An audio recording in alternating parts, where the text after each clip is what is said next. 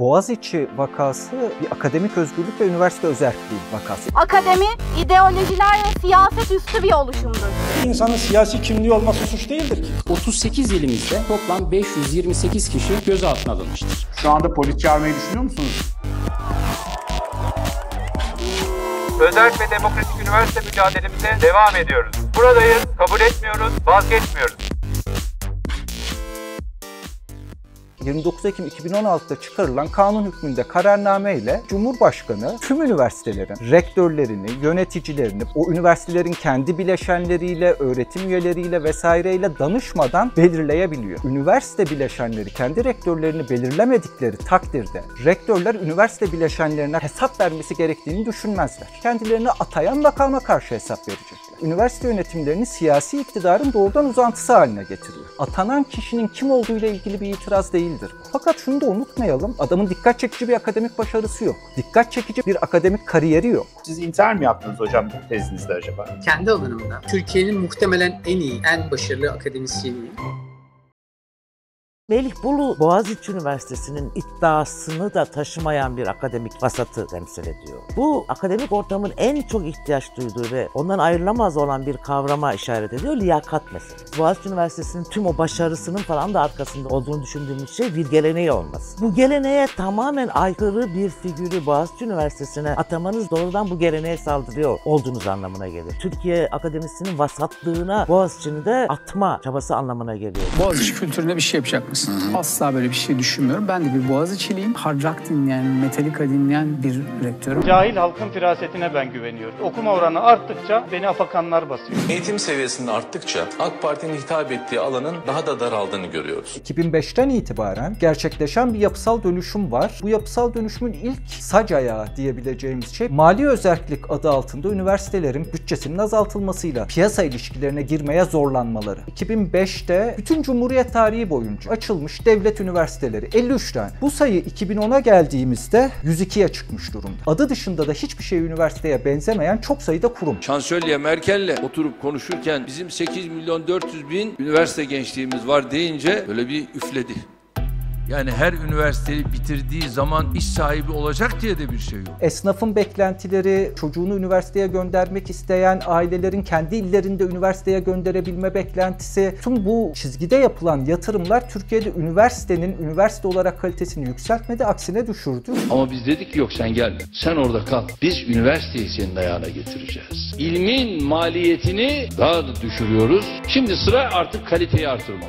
İkinci bir dinamik var. Bu da partizan kadrolaşma. Yıldırım Beyazıt Üniversitesi'nin tıp fakültesi kurulurken kadro ilanına çıkıldığında Ankara Tabip Odası dedi kimlerin alınacağını görüyoruz. Burada zikredilen koşullara baktığımızda. 32 isimlik bir listeyi tasdik ettirdiler noterde ve daha sonra bu 32 isimden 31'inin atamasının yapıldığı ortaya çıktı. Üçüncü bir eksen daha var. Türkiye'nin milli tabuları sayabileceğimiz Kürt sorunu ve Ermeni soykırımı hakkında bir çalışma yapmak. Ama bu sakıncalı konulara yenileri eklendi AKP döneminde. Toplumsal cinsiyet çalışmalarını sakıncalı sayan bir bakış açısı. Bir başka sakıncalı konu sayabileceğimiz şey sermaye ile girilen çıkar ilişkilerinde rahatsız edici olacak araştırmalar. Bunun da mesela en önemli örneklerinden biri Onur Hamzaoğlu vakası.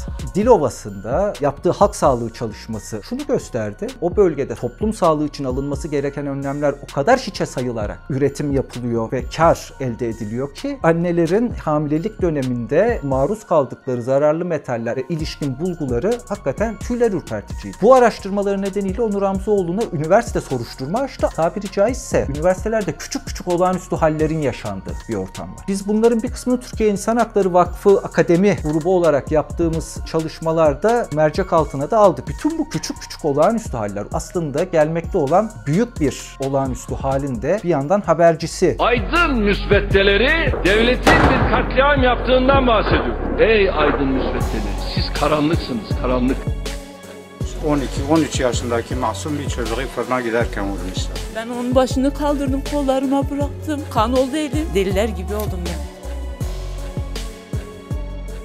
Barış için akademisyenler işte Ocak 2016'da Kürt illerinde yaşatılan devlet şiddetine bir grup akademisyenin imza etkinliği olarak tarif edebiliriz. Burada ne oldu? Cumhurbaşkanı hiçbir yargı kararı olmadan suçlama fiilini doğrudan işliyordu. Esasen bu güruh terör örgütünün propagandasını yayınladıkları bir bildiriyle alenen yaptılar. Hiç kimseye soruşturma açın demediler. Üniversitelerin %98'i soruşturma açtı. Kimi disiplin yönetmeliği, kimi memur yönetmeliği, bir cezalandırma mekanizmasının işletmeye başladılar. İkincisi, bu davada üniversite içerisindeki elemanların bir memur olarak tarif edilmeye başlandığını, üstelik de bu memurun yurttaş olmaktan çıkartıldığını gördük. Çünkü Barış için akademisyenler şunda ısrar ettiler. Bizim itirazımız bir yurttaş itirazıdır. Barış için akademisyenler davası 20 yıldır üniversitelerde yaratılmış tahribatı da apaçık ortaya seran bir meseleydi. Aslında biz 6 ay sonra o halle beraber yaşayacağımız her şeyi Barış için akademisyenler davasında gördük. 2015 yılının ortasından itibaren Türkiye ikili devlet rejimine doğru evrildi. Almanya'da Nazilerin iktidara gelmesini takiben diktatörleşme sürecini analiz etmek üzere Ernst Frankl tarafından geliştirilmiş bir kavram ikili devlet. Bir yanda olağan işleri iyi kötü mevcut yasalara göre yürütmeye çalışan, gündelik hayatı düzenleyen bir devlet var. Frankl buna norm devleti diyor. Ama öbür yandan da yasayı hiçe sayarak resmi işlemler tesis edebilen bir devlet.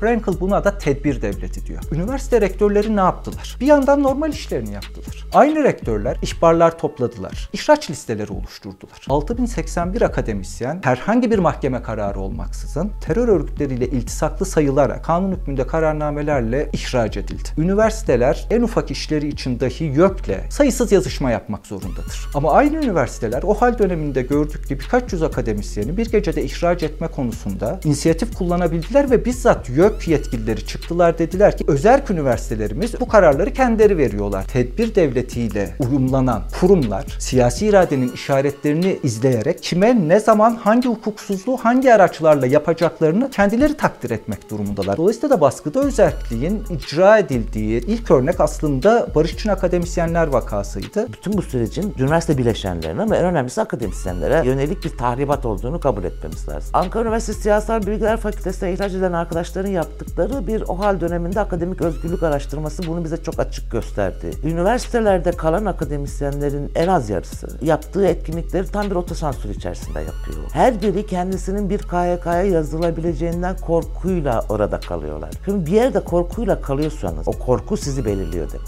Kendi arkadaşlarımız sempozyum listelerinden KHK'lılar çıkarken ses çıkarmadılar. İzleyici haline dönüşmek belki büyük harfli suç ortaklığı değilse bile sorumsuzluktur.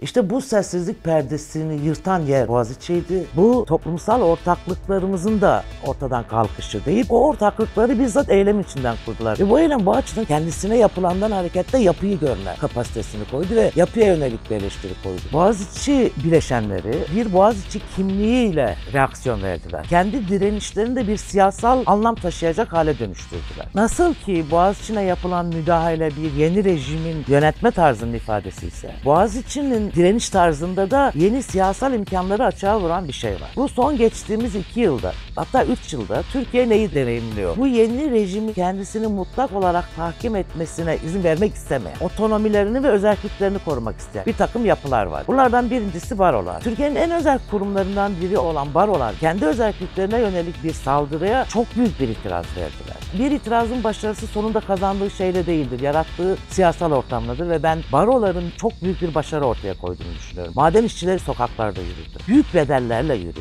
Kadınlar ve LGBT artılar sokağı hiç terk etmedi. Ve bu siyasal ortamın içerisinde Boğaziçi'ne müdahale edildi ve Boğaziçi direnişi bir ortaklığı gösterdi ama bu ortaklığın taşıyıcısı bir örgüt yok. Her türlü hak ihlalini de gören ve ona itiraz eden bir direniş yeni zamanların direniş tarzı. Yani Boğaziçi direnişinin siyasal bir anlamı var. Ne sokakların ne de o müdahale edilen ortamların terk edilmeyecek kadar bizim için anlam olduğunu göstermesi ve oraları bizim yeniden kurabileceğimiz mesajını vermesi bakımından kıymetli olduğunu düşünüyorum. Barış için akademisyenler vakasında yaşananlar, arkasından OHAL döneminde yaşananlar, 6000'den fazla akademisyenin ihraç edilmesi, üniversitelerin neredeyse tamamına kayyum rektör atandığı koşullarda muazzam bir korku iklimi ve buna eşlik eden muazzam bir sessizlik. Ama Boğaziçi Üniversitesi'nin direnişi bu sessizlik perdesini yırttığı için önemli. Belki de asıl konuşulması gereken şeylerden biri şu: neden diğer üniversiteler böyle bir tepkiyi gösteremediler? Üniversite nedir? Hocasıyla, öğrencisiyle, çalışanıyla, bütün üniversite bileşenleriyle bir topluluktur ve bir topluluk direniyor orada.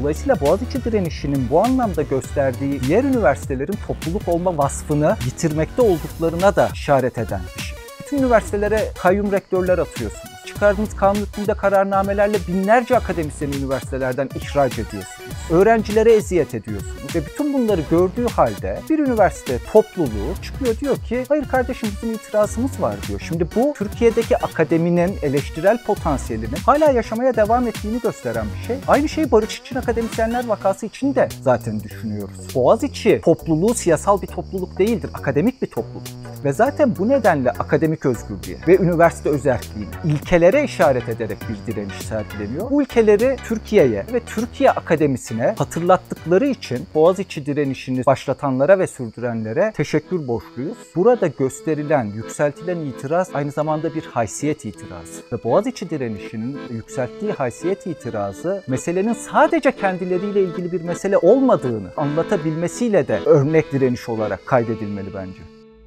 Bir öyle gir, bir yırtılırken çevren, bu şehir tekrar yaşanacaktır. Yükselir dalga dalga dalga, vuruyor kentleri, bir tür gibi yırtılırken çevren.